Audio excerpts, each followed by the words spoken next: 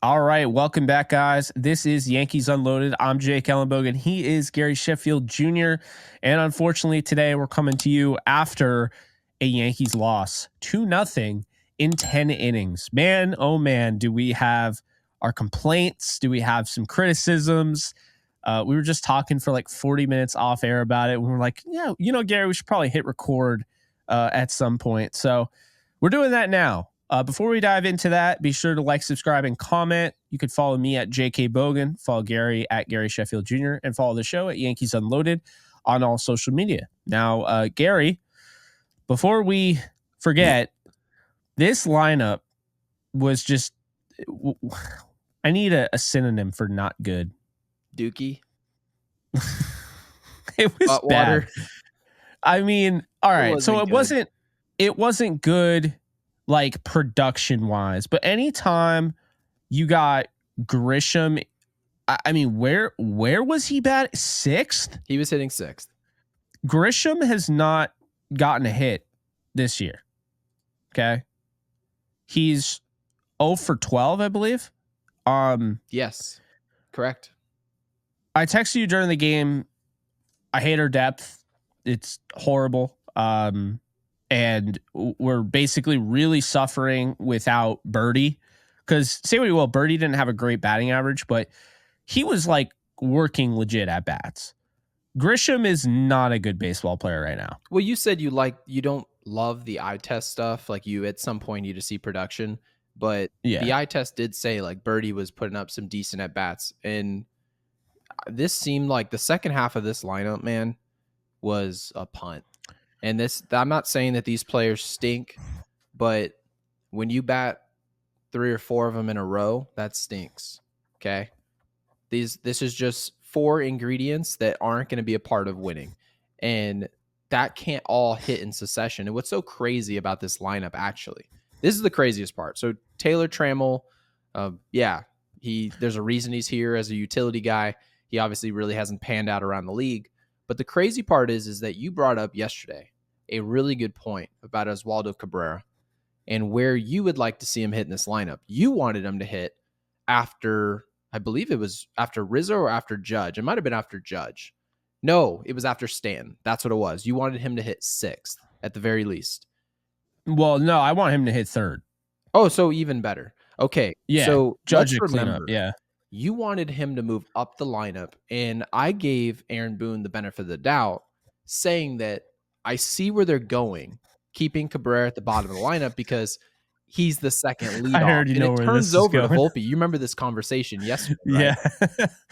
They slid him up, but not high enough to be hitting above Taylor Trammell and Trent Grisham, but he's hitting in front of Ja Jones and Austin Wells. Why? I'm not saying that Austin Wells should be hitting ahead of him, right? I'm not saying that Ja Jones should be hitting ahead of him. What I'm saying is that I gave you the benefit of the doubt yesterday and said, perhaps Juan Soto hitting 2, maybe they want to turn over the lineup with Cabrera. Maybe that's the logic. Based on this lineup today, that had nothing to do with it. Now that just nullifies my whole argument and my whole defense team. Because remember, like, I didn't really think that was a good idea hitting him 9th, but that was the only logic you can give me. Now what's the logic to this? To Trent Grisham hitting 6th? Why? A guy who is in exactly. Like, so you're telling me, it tells me that Boone has never watched Trent Grisham bat. Like when he's up, he must just be like looking somewhere else. Because every time Grisham's up there with the bases loaded, he grounds into a double play. Well, he had to have seen him play before. He was pretty close to going to San Diego. People forget Aaron Boone was one of the guys, like one of the teams that was really looking at Boone if the Yankees got rid of him were the San Diego Padres. Okay. So Aaron Boone would be a fool not to understand what's going on over there. I don't see how this happens. I'm kidding. I mean, of course he's not looking at the at-bats when they're happening, but it's just like Trent Grisham batting 6th though. You know, what I say, he's 0 for 12, 0 for 13. Trammell pinch ran. I do want to make that. Or no, I think he took over in the outfield. He was just a defensive substitution. So he didn't bat today, but like Cabrera. Well, first off, let's go way back here. Thursday, day off, Friday, and then Saturday. So you've played 2 games since the day off, and you're already giving guys days off. Why did he not play? Because they don't want to have Stanton in a rhythm, apparently. See, people get on Stanton for, grounding out in that pinch hit opportunity. Why is Stanton not playing every day? If he's hitting that well, you have to figure out a way to get him in the lineup. Well, it's really that he's simple. Playing well, wouldn't you? I would. Have you ever seen him pinch hit well? Because no. I would. I think I've seen him. Did he hit one? He's hit 1 home run pinch hitting, right? I believe he's either 3 or 2 or 1 for 43 as a pinch hitter. That's the number. Okay. So he's a guy long-term failure as a pinch hitter. Exactly. And keep in mind, what did Booney say in his presser when he was defending Stanton when we were here criticizing him? Booney said that Stanton is very streaky. Okay. You are not understanding what streaky means if you're sitting him, if you're giving him these days off, if you're putting him in as a pinch hitter. That is not smart because he is streaky. But what they were talking about on Yes is like, since, I don't know, like when he started, really turning it on during that stretch, he's hitting like almost 400. Mm-hmm. Like he's been really good at the plate. He has been. And, now you're just taking him out of a rhythm. Torres, I understood to a degree, like, okay, give him a day off, see if like maybe this helps him. And then you don't really have a chance because you're in the game. You have to pinch hit. You had to pinch hit because, Trammell ended up taking over. And that's another thing. Like, I guess you don't want Stanton in left field, but that double switch also took him out of the game. I didn't love that. So then you have Cabrera batting 7th, who coming into this game is hitting over 300. Now he's hitting 290.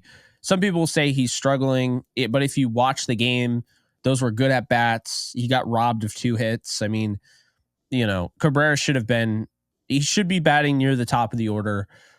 Wells had a really nice walk, struck out though. That wasn't ideal. And then, he got out another way that's totally escaping me. Verdugo had a hit. Rizzo had a hit. And Soto had 2 hits. Those were all the hits this lineup generated, Gary. What year is it? It's 2024. Are we sure? Because it felt like 2023 today. It felt like last year, man. And I guess the biggest thing is that these type of performances happen, especially the Yankees felt like yesterday they stole a game. Maybe they felt like winning that game gave them an opportunity to put a lineup out where you still felt like you had a chance, but we would get guys off their feet, struggling guys like Gleyber Torres, right? I agreed getting Gleyber Torres off the field for a day, and they almost felt like they had to pinch hit him. That made sense later in the game. You kind of hope you don't put yourself in that position. But man, some of the decisions that they did make, I actually kind of agreed. Again, trying to get some guys off their feet, reset some guys, but Giancarlo is just not one of those guys, man. Giancarlo is... He has a day off. He's a DH. He never plays in the field. Yeah, it's insane. Like he couldn't even play left field for 2 innings, dude. That's why they moved. They got Trammell. And it makes you wonder, like, if Trammell doesn't come in instead of him and just if they leave Stanton out there, what does Stanton do? They only needed one, essentially they get 1 home run, like 1 home run from Stanton in that Torres spot, and the game's tied at 2. But they didn't have him. See what I'm saying? Yeah, no, I absolutely see what you're saying. I just don't see the logic in giving a DH the day off, because I guess what they're saying is that, I don't see that at all. Judge is the DH today. We want to get him off his feet. So really what they're saying, and I'm trying to argue as them to try and help. And they're basically saying anytime they feel that Aaron Judge needs a day defensively, that means that Giancarlo Stanton will not play. And if the rest of the lineup looks like that, in my opinion, you can't sit Giancarlo Stanton in that situation. Like, especially if Giancarlo's not hitting, I'm all for it, getting him off the field and then filling that spot with Aaron Judge. But Aaron Judge is hitting a $150 right now. He's not like this. It's not worth at this exact point in time worth bringing a hot hitter off the field and filling that role with a player hitting 150. Now, again, Aaron Judge is going to be hitting 275 to 280 by the end of the year, maybe even higher than that, which is pretty ridiculous to say. That's how good he is. But at this exact moment in time, I felt like they didn't give themselves their best opportunity to win today's game. I didn't think that made sense. No, I think they rally around what the lineup is. And I'm sorry, it's hard to rally around when you have a black hole in the 6 hole with, Trent Grisham. And then Jahmai Jones, like, this is the worst depth that we've seen, I think, for the Yankees. Now, it's going to be a lot different when Birdie is back. You got DJ LeMahieu healthy, and you have Jason Dominguez back, right? Like, I'll be the first one to admit, like, it's going to be a much different look, and all of a sudden they're going to be loaded on the bench. But it seems like they came in, like, way too, like, okay. I mean, Jahmai Jones doesn't really offer you much. He's versatile, but his bat is nothing. You can find guys in the league who have like an actual bat. I mean, and glove essentially. I mean, it really goes to show you why they were interested in Rosario, and they offered more money, as Michael K brought up yesterday. They offered more money, for Rosario than the Rays did, who's batting 343, had 2 hits today. But he didn't want to take a lesser role. Okay. So that's why he's not in New York. And then they also were interested in IKF and bringing him back, and it just didn't end up working out. He ended up getting, I think, $8 million from the Blue Jays.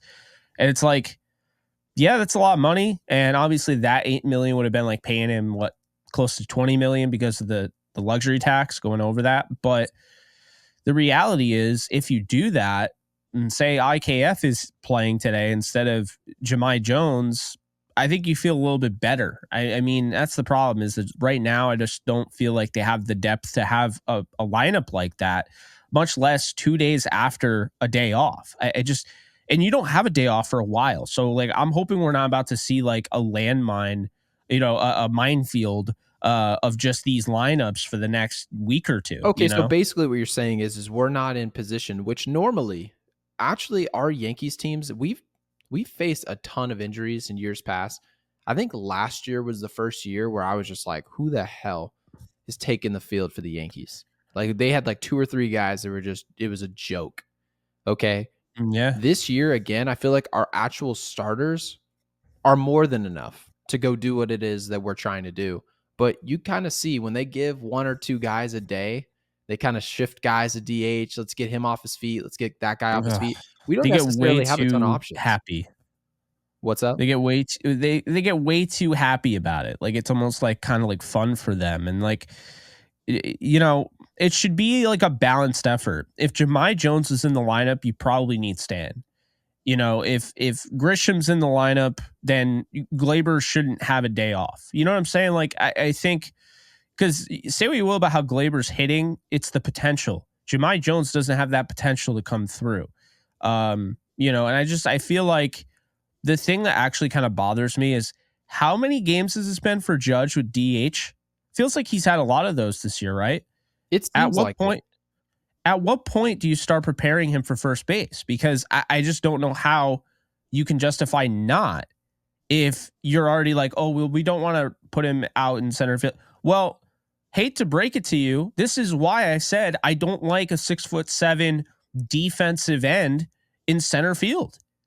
If this takes that much from him, I don't want him in center field. His bat is more valuable than his glove. He's a great fielder.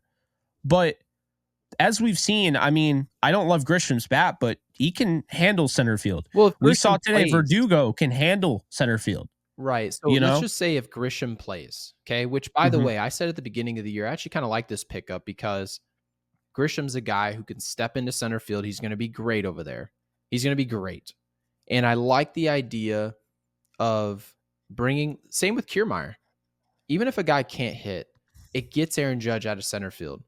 But we've said this. They're not going to put him out there every day, which makes perfect sense. They want to be able to hit. Their problem's been offense. Well, here's the issue that the Yankees have right now. If you decide that Aaron Judge long-term is a center fielder because you want Juan Soto in right field, which, by the way, Juan Soto's been great in right field. He's been excellent. So that's been working.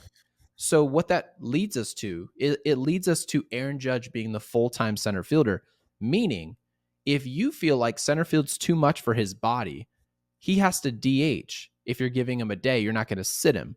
So it means... And now Stanton has no role. He has no role. And the worst part, and we talked about this at the beginning of the year, we said this isn't an issue if Giancarlo continues to do what he's been doing the last 2 years, but he's not. Giancarlo's hitting. So if Giancarlo's hitting and you put Grisham in center field to get Judge off his feet, where's Giancarlo going? On the bench so he can pinch hit and hit 050? That doesn't make sense. So right now, you cannot allow Giancarlo Stanton to have a hot bat and then just put Grisham out in center field, because those two things don't work. They do not go. Okay. So that's just where I'm at right now. I completely agree that Judge, I know he's been taking ground balls at first base, but he's got to figure out, we've got to understand, okay. Has he? Yeah. Well, he was doing it before. Like, he's taking ground balls before, but it doesn't mean they're even preparing for him to change roles. Like, cause I don't believe that's the case. I don't, because you know who else should be doing it? Who? Stanton. Really? Stanton is 6'4". I mean, why? Like, this is what I don't understand. Okay, because of height restrictions, you can't just put anybody out there. Like, I saw somebody in our comments. No, he's 6'6", 245 pounds. How is he not? Like, because you need to find creative ways to get him on the field. And like, to me, you don't have a plus glove right now with Rizzo, right? That's right. So if you can teach Stanton how to play first, which it's easier said than done, but there's a reason why a lot of DHs have first base on their tags, can play left field, that's... It was like Kyle Schwarber. Kyle Schwarber. Yeah, but like, if you're not playing first, at some point you're actually affecting the team negatively because you have no versatility. The Yankees are in a position where there really isn't a lot of versatility, and it's only going to get worse when Jason Dominguez back and DJ LeMahieu. What I mean by that is that'll be a lot of versatility, right? By definition, you have a lot of guys that can play different positions. However, now I saw the comment of Jason Dominguez playing first. He's 5'9", guys. He's not playing first base. There's a size limitation there. With Stanton being 6'6", are you freaking kidding me? Like, that's the thing that people don't understand. You want a big target at first, right? You want a big target. You want a big body at first. That's how you want it. Well, Rizzo is 6'3", and that's considered like perfect size for a first baseman. 6'3", 240. Stanton is 3 inches taller than Rizzo. Judge is 4 inches taller than Rizzo, right? So by having those guys, that's a big target for a Volpe, for a Cabrera, for a Torres. I don't think they believe Giancarlo can play first base. But the problem is, because we get all into he doesn't run well. Who's to say Rizzo runs well? Who's to say Rizzo moves well? First basemen don't move that well. They never have. There's a reason they're at first base and not third. Yeah. It's like they're Adam Duns. They hit 44 home runs. They either bat DH or they are at first. And all I'm saying is you don't have to make Stanton your primary first baseman. But imagine a day today where it's like Rizzo's not hitting particularly well, although he had one of the only 4 hits today. He's not hitting particularly well. His defense isn't super great. We got to get Stanton in this lineup somehow. We're feeling like, yeah, you really need that power. Slide him in at first. If he could play like 20 games at first this year, they would be so much better off. And the same thing goes for Judge. I mean, I think at some point Judge needs to be the first baseman of the New York Yankees. Like, after Rizzo, there's no excuse. Judge should be the first baseman, because you can say, oh yes, he's so valuable in the outfield, but like, think about it in terms of like Ohtani with the Dodgers.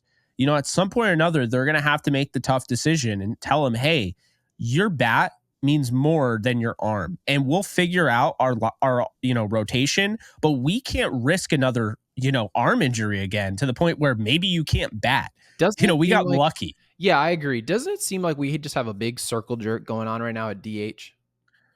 It just We seems have like no there's too idea. many cooks in the kitchen, and I'm not super thrilled about it right now. And trust me, there are going to be people complaining about the lineup because, I mean, for the most part, the lineup is almost complaint free. You and I are, talking on a podcast. We can say what we want. And so, yeah, like I'll talk about, I think Oswaldo Cabrera should be higher in the lineup. But overall, like yesterday's lineup, and I mean, I believe in Austin Wells, but right now, if you want to bat Trevino, I get that. He's hitting better and he's been very, productive the last 2 weeks. But my point is, yesterday's lineup was really good. I was happy Like about it. I have no issues, but seeing stuff like this irks me because what's going to happen when Dominguez and DJ LeMahieu are in here and Birdie's in here? And now, like, are you going to be, folding and throwing out, because my thing is, the way Jason Dominguez was playing, if that's the Jason Dominguez you get coming off this, rehab, he needs to play every day. No ifs, ands, or buts about it. He needs to play every single day. And I just worry that the offense is going to be limited based on having too many options and Boone getting overwhelmed and just trying to give guys days off. And it's just, I don't love the way this is working out right now. And today it was just one of those lineups where you looked at the lineup today and you're like, I think they'll win, but I don't feel as confident as I did yesterday because I saw the lineup immediately. And I was like, Grisham and Jahmai Jones. It's just like you said, it's very 2023. It's very Franchi Cordero and Aaron Hicks. It's just it doesn't make you go. So I mean, Can I say that's one how thing? I felt. I want to say one thing about this loss, and I feel like this is my big takeaway about this loss today. And you don't really think about this when you win because it's all sunshine and rainbows. But having lost today, it just kind of makes me realize that we've got so much logjam, not offensively, but defensively. Defensively, Yeah. we've just got so many overlapping guys without somehow having a ton of depth. Like, really, there's a lot of guys who are playing well that they can't manipulate into the lineup. And let me try to explain that better. Right now, Gleyber Torres is hitting under 200. Now, for people that are freaking out saying that they need to trade him, I think that's ridiculous. But I'll say this. If Gleyber Torres, for whatever reason, we're looking at a month or so, 2 months from now, and he hasn't picked it up, right? And that happens in baseball. Like, guys just have bad years. Well, in that situation, I'm pretty sure the Yankees should look at it and say, okay, DJ LeMahieu, you're going to be getting reps at second base. You're going to be playing second base. But what happens if Gleyber Torres is playing better? Then how does that have a domino effect to the rest of the lineup? Because you have to remember, Gleyber Torres is making $15 million this year. They're not going to have a dude making $15 million who had a strong second half of the year last year. They don't really know what they're going to get out of DJ, but they're going to try. And if you look at the rest of the field, he's not playing shortstop. So what does that leave us? That leaves first base replacing Anthony Rizzo occasionally or Oswaldo Cabrera. And Jake just said this, and he said this for multiple weeks now, of how much better and how much he enjoys seeing Oswaldo Cabrera. So much so that he should be hitting third or fourth or just way up the lineup. So having said all that, what happens when these guys show up back? Because they're going to try and force the issue. They're going to say, we've got this guy on our roster. He's making $15 million. He's got to play. And suddenly you're moving guys who are productive in our lineup. Today, we moved a productive player in Giancarlo Stanton and put him into a part-time role so that we can get a player who's ice cold off his feet. That's what we did. Just to be exact, because I want to let everybody know, my job as a podcaster is not to just give you guys my opinions. It's to also bring out the facts of what happened today. The facts are, our worst hitter in the entire lineup is Aaron Judge. He's, again, and I've said this, he's our best player when he's right, 100%. That's just my opinion. Now, people can make the argument Juan Soto is a better player when he's right, sure. But we're talking about our coldest player as of now in the short term. We got him off his feet, and in order to do that, we took off a hot hitting Giancarlo Stanton. Make that make sense to me. That's factually what happened today, and it cost us. Yeah, and I don't want to let them totally off the hook. Judge has to have more than 0 hits, 4 strikeouts. And, you want Volpe to have, I thought his at-bats were better than the slump would indicate, but you still want to get more hits. And, the offense just wasn't good enough to win the baseball game today, which brings us to the pitching, because we got to give this guy his praise. Nestor Cortes came into this game, and he wasn't like amazing the last game. Wasn't bad, but this was fantastic. 6 hits, 9 strikeouts, no runs, 7 innings. I mean, it's funny. I think it was Michael K who's like, yeah, all it really did was, lower his ERA. I mean, he doesn't even get a win for that. It's kind of ridiculous. Yankees squandered it. Let's be honest. This game was 2 hours and 25 minutes, and we played 10 innings. Yeah, it was a very quick game. And, I really don't know what Kevin Cash was doing on the other side, because Eflin was unhittable, 3 hits, 6 Ks, and they took him out. And that was at the only point where I really felt like the Yankees had a chance, even though they only got 1 hit the rest of the day.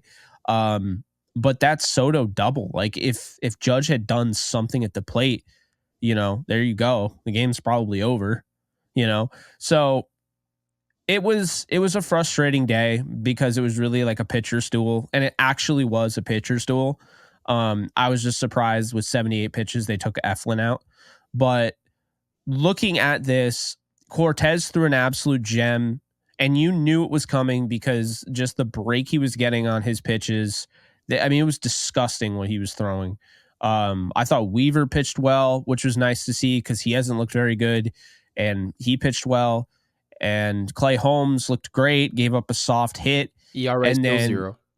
Yeah, and then Caleb Ferguson comes in, and I want to say this because this is not just me after the fact looking at the result and saying, wow, this should have happened. It's easy to say that. At the time, I wanted Clay Holmes to go a second inning. I understood he had 21 pitches in the 9th inning, but at that point, your bullpen is kind of, and that's why I actually didn't like the move to bring in Luke Weaver, because he's more of a 4-inning type of guy. He comes in, when a game's not going super well at the start. To take him out on 12 pitches because you had to put Holmes in. I understood putting Holmes in, but that usage really kind of screwed them up, because now Luke Weaver, who would have pitched probably the 10th inning, he's not available. And now you put in Ferguson, and Caleb Ferguson gives me no hype at all. I don't feel good at all when he comes in. He has a 6.23 ERA. And Jeff Nelson on the broadcast literally was saying he's coming off 2 of like the worst performances of his career.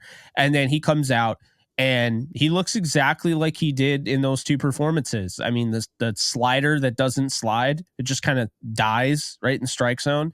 And I said this off air, and I'm going to say it here. I don't hate Caleb Ferguson.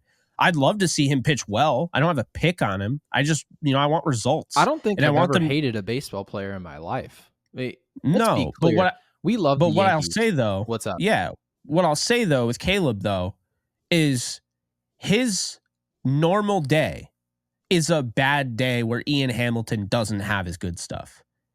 He's just not that good, and I think that's the thing that we're learning is that the Yankees took a risk, calculated risk, not a huge risk, calculated risk in acquiring him and Victor Gonzalez. And immediately we saw Ferguson, and Ferguson looked good. We're like, oh, Ferguson might actually be something. And Victor Gonzalez, not a big fan. Immediately after we said that, Victor Gonzalez has turned into reliable Wandy Peralta level reliever. And Caleb Ferguson, he looks like Scott Efros did when they acquired him from the Cubs, like instantaneously. Man. It's not good, man. Again, 6.23 ERA. I mean, it's just, I'm not overly inspired when, Caleb Ferguson comes in, but I'll tell you right now, when he came in, I knew the game was over. They're pitching him, man. This Ferguson, they're putting him on the mound. I hope people realize, and I want everyone to understand that Ferguson has 8 2/3 innings of work. Okay. So essentially a full game of baseball he's pitched. He's given up 9 hits and 6 earned, okay? With 5 walks. He's struck That's just out not good. 9. If you're talking about a reliever who's not He's really pitched 9 games. He's not. Yeah, so I didn't understand. The worst version of Clay Holmes is going to be better than what Ferguson was putting out there. And to your point, Weaver is a multi-inning guy. And to have brought him in the 8th inning and essentially set him up, they put him in a setup man's role. They were taking a risk that the Yankees were going to score in the 8th or 9th inning. That was what they did. Instead of preparing that this game, and based on the context of how this game was played, I don't know what would have made you think the top of the lineup was going to deliver tonight. Our worst hitter right now, and again, right now is our 3 hitter.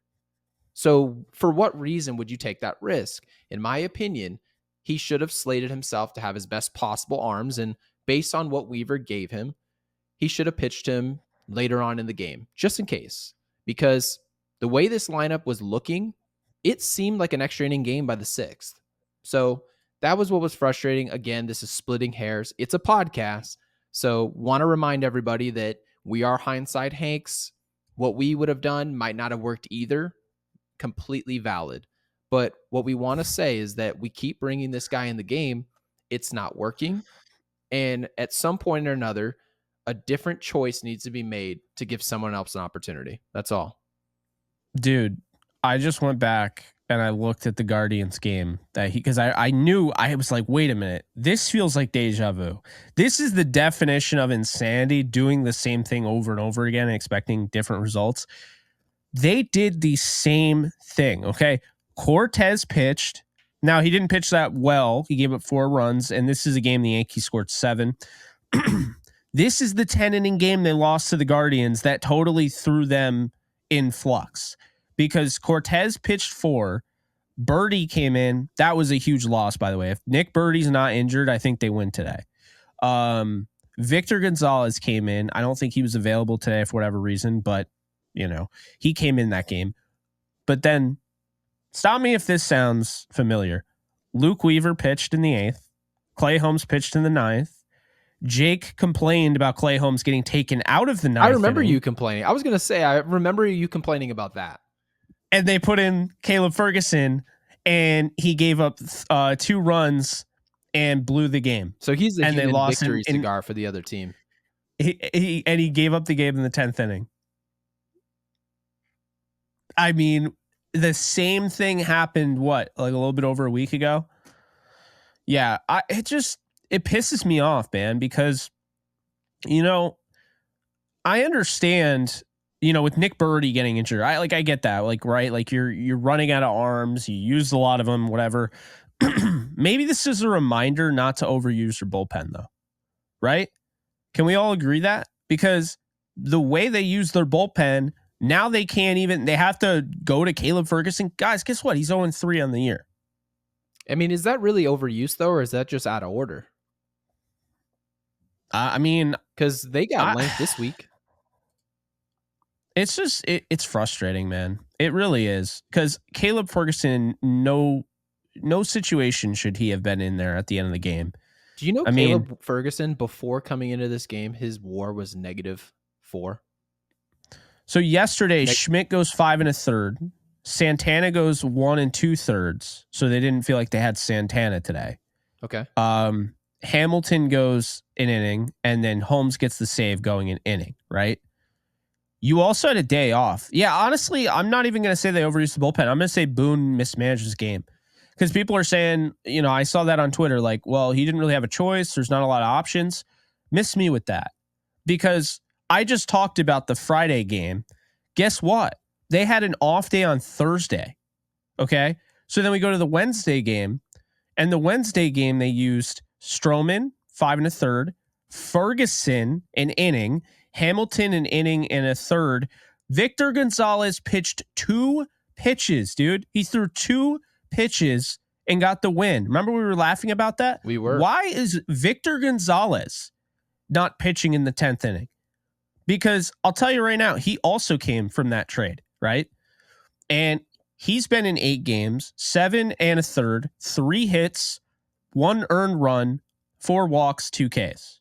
So he might not have the explosive stuff that Ferguson has. Like, okay, Ferguson has the velocity and everything, but he's been more efficient. Like, and regardless, even if okay, maybe you don't like Victor Gonzalez, why is the bullpen depleted after a day off and they use the same exact guys? Yeah, so do you remember I said this is out of order, not that, because when you It's say not even out of game order. mismanagement, It's just they're repeating the same guys. It's like they forget Victor Gonzalez is in their bullpen. well, I mean, that's true, but let's remember how Luke Weaver specifically was used before, okay? We're talking Yeah. about in Arizona. We're talking about at Cleveland, right? Mm. In Arizona, Luke Weaver pitched 2 1/3, okay? He threw 2 1/3 in one outing. Then he came out against Toronto, threw 2 innings again. Didn't have as much success. But again, the Yankees used him in 2 innings. They did it in Miami as well. He pitched another 2 innings, and it worked. He pitched very well. Because, by the way, Luke Weaver overall didn't love what he was doing in the opening series, but he's picked it up since. His location on his fastball has been 1,000 times better. He's been much better. So we've given him credit. And he's also limited walks, something he wasn't doing in that opening series consistently. Now, they go into Cleveland. He pitched an inning and 2/3. Again, multi-innings. He comes into this series, and they throw him for 1. And then run out of arms. Because in my opinion, based on what Ferguson's given us, having thrown him in the 10th inning is a punt. That game's over. I just don't know why Victor Gonzalez isn't in play, the guy who just got called up because they lost. Because you could say, oh, yeah, we didn't have Nick Birdie. We could have won with Nick Birdie. Okay. Well, you also were allowed an additional roster spot when you added him in the IL, right? So you have another guy in the bullpen, Cody Morris. And if you're like, well, we don't really trust Cody Morris, then why'd you call him up? I mean, yeah, I gotta say, I mean, I don't love ripping Boone because I genuinely like Boone, and I've said this on the show before, and I think he's done a nice job this year, and we've given him credit, and I like they let Cortes go 7 innings, and I know he was thinking about letting him go only 6, but I'm just gonna be honest with you, man. I think that Boone mismanaged the end of this game. The offense was non-existent, but that could have been due to the fact that the lineup wasn't good, right?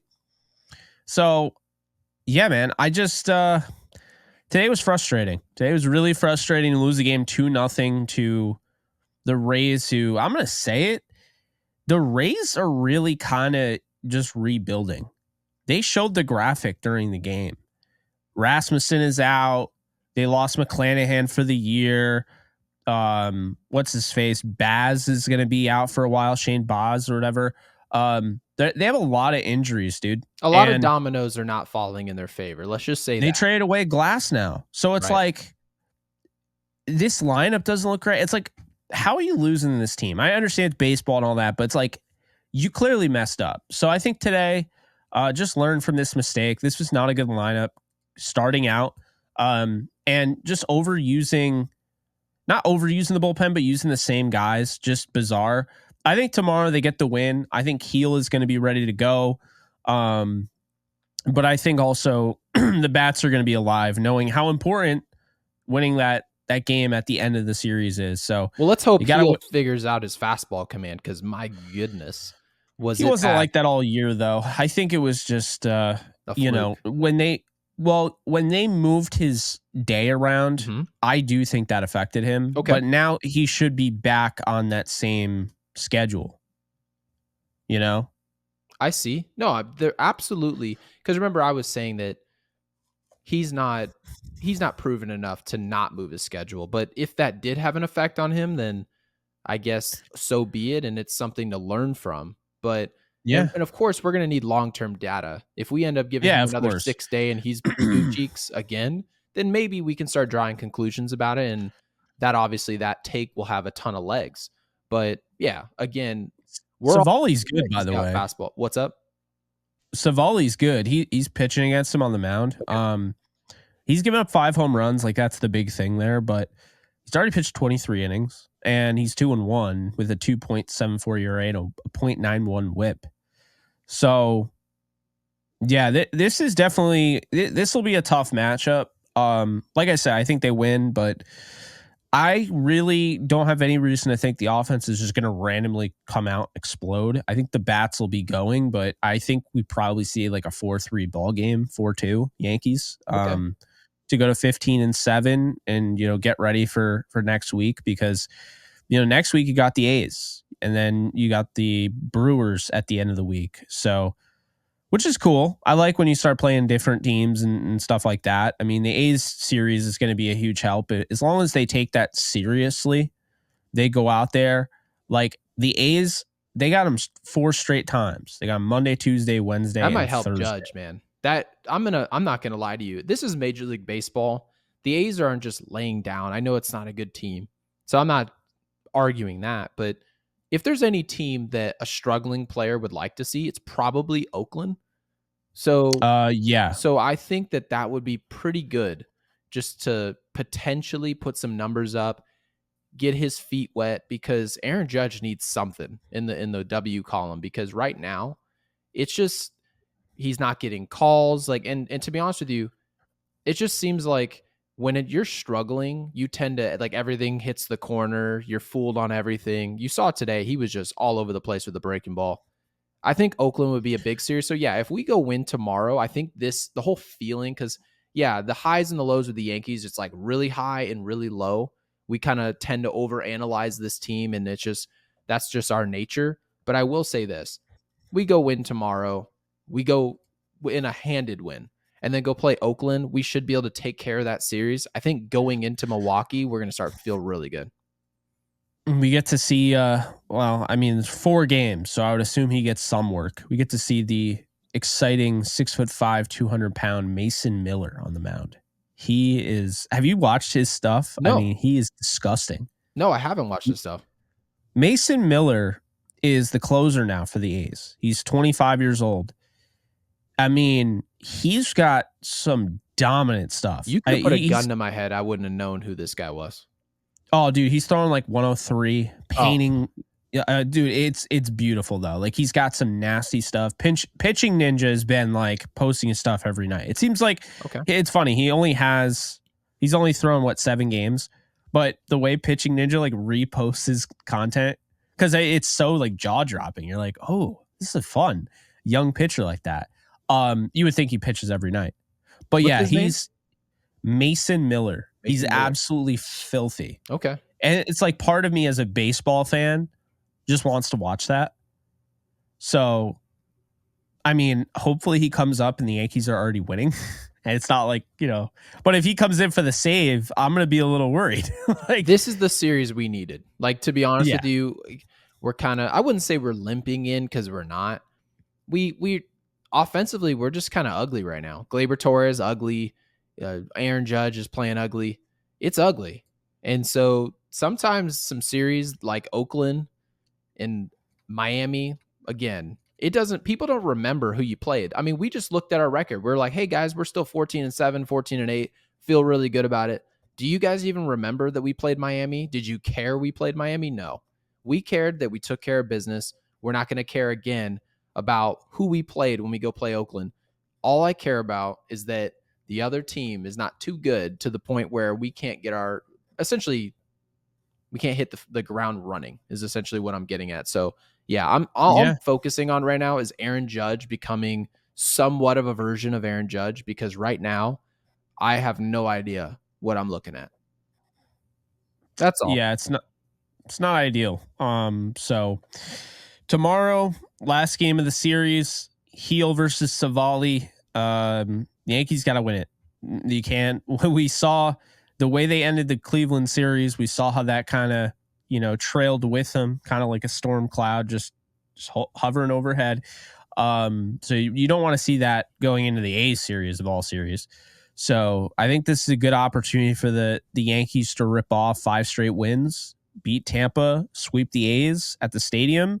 Then you go to Milwaukee, then you got Baltimore, and you have Detroit. So it's not it's not exactly easy moving forward. You can't necessarily lose these games that you should win. And it's not to say that the Yankees should have won today because the offense wasn't very good, but anytime your starting pitcher comes out and throws a gem like that, you really need to find a way to win those games. But that's all I got.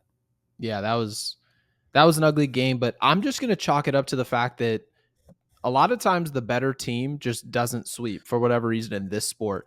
This isn't the NBA postseason. A lot of times the better team just finds a way to win the series and they just move on. That's what I think we have to get done tomorrow. It just sucks for Nestor, of course. I know he's not just like overly worried about starting pitching wins. I guarantee you he doesn't care. He doesn't care. But because what he cares about is putting forward a good season, because he knows if he does that, this team's going to go somewhere long term. And I think that's what we should be focused on. So let's just be happy we got a good Nestor Cortes yesterday, or I guess today. And hopefully we go win the series tomorrow, and then we can go whip up on Oakland. Let's do it. Yeah, if they do that, then we're looking at 19-7, just like that.